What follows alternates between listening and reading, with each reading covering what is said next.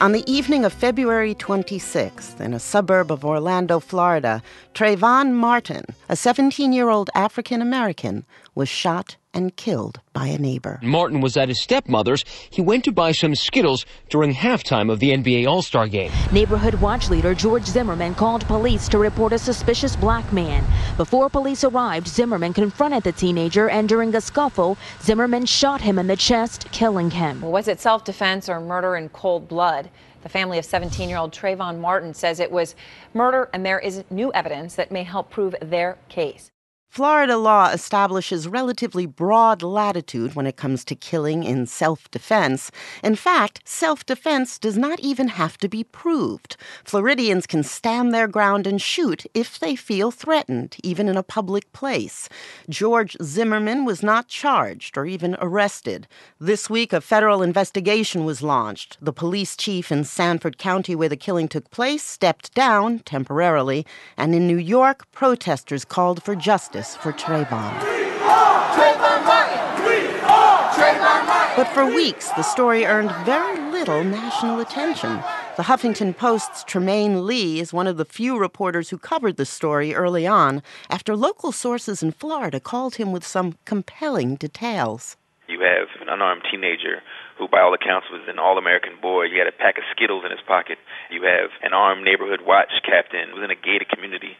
Everything about this, the flag started going up, and I immediately knew this was something that was going to be important to our readers. When you got there, and that was long before the story made national news, did you notice a dearth of other reporters? It was just local TV reporters mostly. There was a reporter from the Orlando Sentinel. An AP writer would show up from time to time. But even at that, I didn't see any wire stories coming out, really anything in depth at all. And I was pretty surprised, because if there ever had been the perfect story to tell, it would be this one, because even before we got to 911 tapes, the basic details were so shocking. The basic details, I would imagine, would obviously resonate, but apparently they didn't. Why do you think this didn't register immediately? I think we're still dealing with complications of race and stereotype, even within our newsrooms. And if you've ever spent any time in a newsroom, you do understand that we have that saying, it's a garden variety killing. And unfortunately, I think just on its surface, this might have fallen into that category of just another garden variety killing. But I think once the 911 tapes were released, and you hear the sobs of the neighbors, you hear the gunshot, you hear what appear to be the cries for help and the pleas, the screams of what most of us assume is the young man's screams. I think that's the moment when it finally resonated and it was crystal clear. 911, do you need police, fire, medical? Maybe both. I'm not sure. There's just someone screaming outside. And is it a male or female? It sounds like a male. And you don't know why? I can't see him. I don't want to go out there. I don't know what's going on. So you think he's yelling help? Yes. All right, what is your phone number? There's gunshots. That, with the pictures that we've been circulating from the family of this young, fresh-faced kid, the details of this 28-year-old man who, outweighed him by 100 pounds. Once we started getting those details, that's when the media realized, okay, we better hop on this. And also, social media. Friends by the thousands were sharing this with their circles, and that's kind of really where the steam picked up. It seems like it's received widespread mainstream media attention in a way that many other stories involving black men killed in questionable circumstances have not. Is it something about the media changing, or is it something about the political moment, or is it something about the peculiarities of Florida law? It's a very complicated, dynamic situation. But even when you look back to, say, 2006 and 2007, we had the Sean Bell killing in New York when the cops fired dozens and dozens of shots into this vehicle, killing him just hours before he was to be wed. Twitter hadn't emerged the way it has now. Facebook hadn't emerged the way it is now. Now, everyone can immediately get this information out, and you couple that with the political tone of the time with this Florida laws, the stand your ground laws, which some have called the make my day laws or the dirty Harry laws, that allows anyone to use deadly force against anyone they feel is threatening them. And so it's kind of the perfect storm here. With the Huffington Post, of course, we're online. And so early on I saw the stories were being shared by 5, 6, 7, 8,000 people on Facebook, thousands of comments. It was clear that part of the driving force behind this story was the ability for people to share it quickly and easily. You know, I was reading The Atlantic's summary of this story and its transit into the headlines. And three of the earliest, most important people to put it there are you, the New York Times' Charles Blow, and Ta-Nehisi Coates. We're talking about three black journalists making sure that this story becomes part of the national conversation. I just think that makes a very strong argument for diversity in the newsroom. It's kind of the other side of the coin when we see the fair-skinned, blonde-haired woman go missing and the entire media hops on it. Most of the newsrooms are full of, mostly white people, and I think that it's natural. You see your niece, you see your daughter, your mother, your wife. In this case, I think none of us could deny as black men, Ta-Nehisi and Charles Blow and myself, that you can't see a little bit of yourself in Trayvon Martin.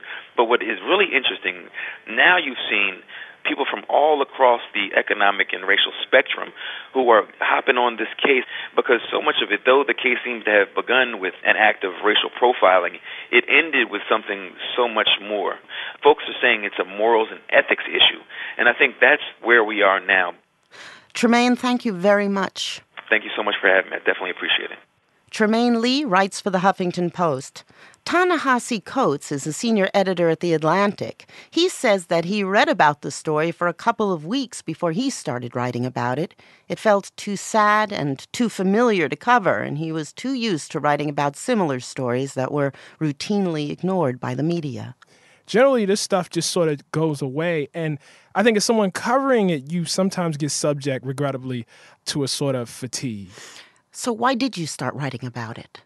One of the things that happens is that on the blog that I run for The Atlantic, they have a daily open thread, and I went in there one day, and I saw that they were talking about it, and I said, actually, I posted in the thread, I said, I've known about this, and I've been following this, and I've been reading about it, and I cannot bring myself to write about it. It's just entirely too depressing. And something about saying it made me realize that, in fact, I had just started writing about it. And so if I was going to write about it, in a comment section, I needed to come out and talk about it. And then it just kind of blew from there in a way that I really, really didn't expect. The thing to remember is for weeks, Trayvon Martin's parents were trying to get access to the 911 tapes. The chief of police was refusing to release them, not only until his report was done, but until the prosecutor's report was done. Basically, that would have been months. Some amount of pressure did build, and those tapes were released. Zimmerman says that it's him screaming on the tapes, that he was actually screaming for help.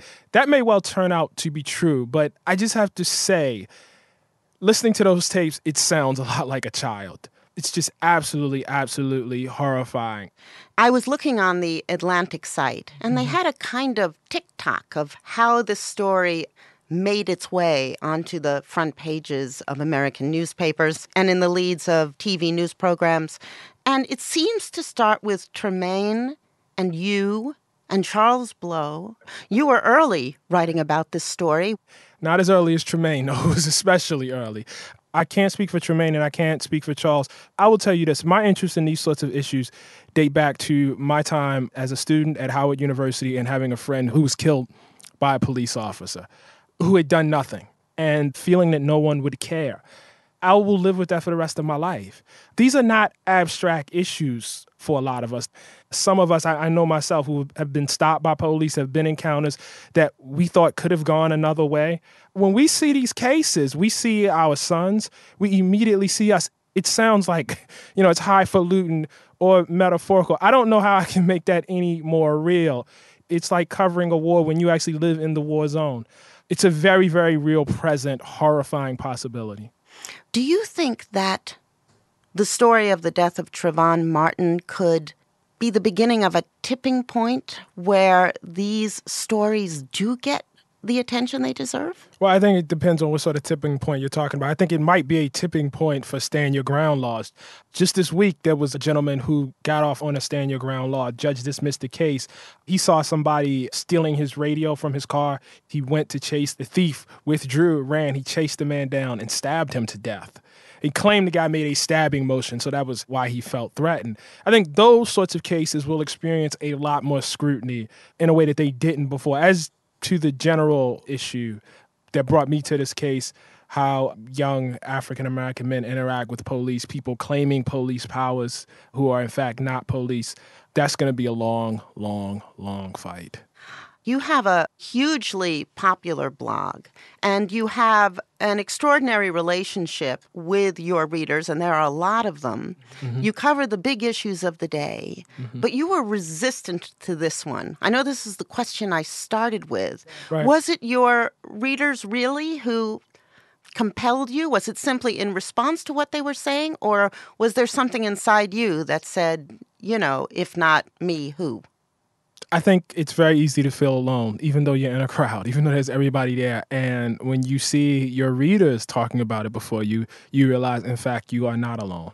And this sounds so stupid and overwrought, but you take a kind of courage because you do want to be talking about things that matter. And I talk about these sorts of issues with such regularity, and they just disappear. There was a gentleman, Shem Walker, who was, I'll never forget, was killed out in Brooklyn. He mistook an undercover cop who was on his mother's stoop for a local tough.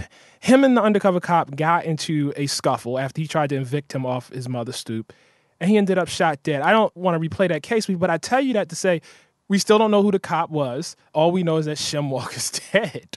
And this is contested by no one. And so these sorts of things happen so much that you yourself, even, and it's horrible to admit this, but even as the writer, you can become depressed. You can start to despair, and maybe some little voice in the back of your mind can start to say, does it even matter? Does it really matter? That's a destructive thing that I've just admitted to. But it's there, I think. Thank you very much. Thank you. It's a pleasure. Ta-Nehisi Coates is a senior editor for The Atlantic.